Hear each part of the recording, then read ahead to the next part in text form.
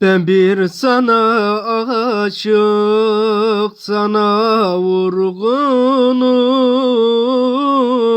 Kalmadı mecalim, inan yorgunum.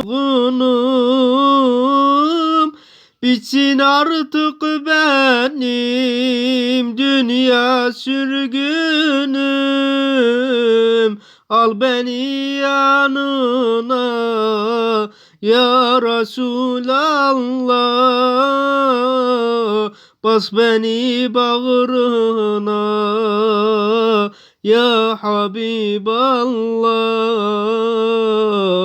Al beni yanına ya Resulallah.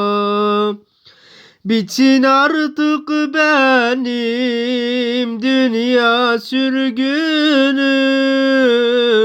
Al beni yanına ya Habiballah. Bas beni bağrına ya Nebiyallah. Al beni yanına ya Resulallah. Dizlerim tutmuyor, gözlerim fersiz. Lal olmuş dillerim, lehcem yetersiz. Geçmiyor bir günüm, bir anım sensiz. Al beni yanına ya Resulallah. Bas beni bağrına ya Habiballah. Al beni yanına ya Resulallah. Geçmiyor bir günüm, bir anım sensiz. Al beni yanına ya Resulallah. Bas beni bağrına ya Habiballah.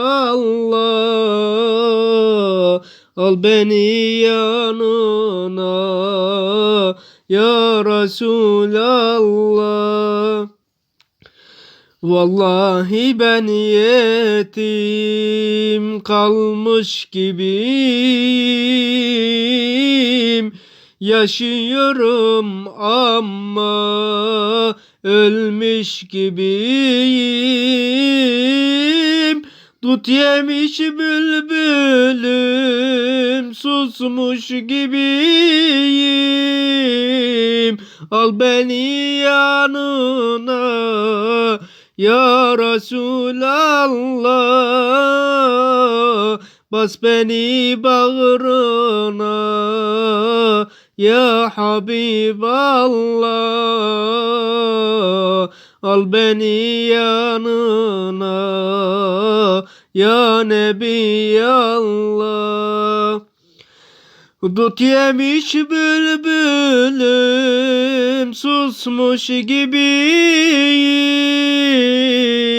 Al beni yanına ya Resulallah. Bas beni bağrına ya Habiballah. Al beni yanına ya Habiballah.